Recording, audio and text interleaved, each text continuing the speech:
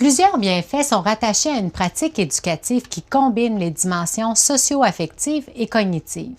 L'un de ces bienfaits est le développement d'une relation positive entre l'élève et l'enseignant.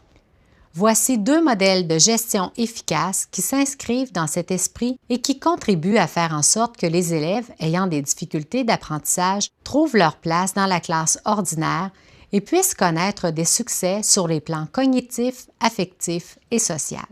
Dans le premier modèle, l'enseignante élabore des démarches pédagogiques et soutient une diversité de démarches d'apprentissage en préconisant la participation des élèves. Elle les questionne, leur offre des rétroactions fréquentes et leur fournit des occasions de connaître le succès en équipe et individuellement. Dans le deuxième modèle, l'enseignante favorise davantage une approche constructiviste en offrant à ses élèves des activités individuelles plutôt que du travail en équipe. Dans l'élaboration de ces démarches pédagogiques, elle s'assure de bien situer les élèves par rapport au contenu d'apprentissage. Sa gestion repose sur des valeurs telles que le respect, la valorisation de l'effort et l'encouragement à l'autonomie.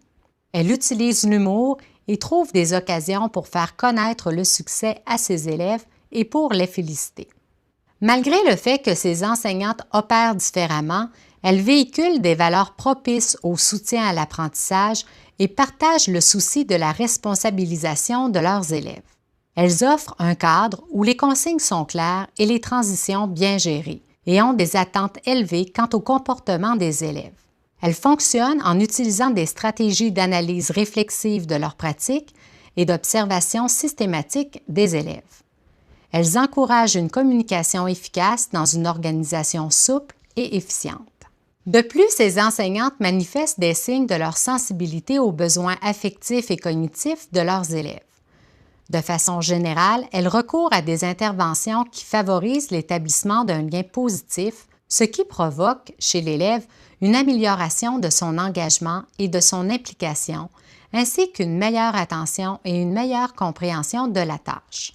Voici quelques-unes de ces interventions: contact visuel, proximité physique, modulation vocale, organisation, contextualisation de la tâche, proposition de choix de tâches, apprentissage d'habiletés socio-émotionnelles, médiation socio-affective et cognitive et rétroaction positive. Des attentes élevées de la part des enseignantes et des attitudes favorisant le développement de l'autorégulation et de l'autocontrôle contribuent également à ces améliorations.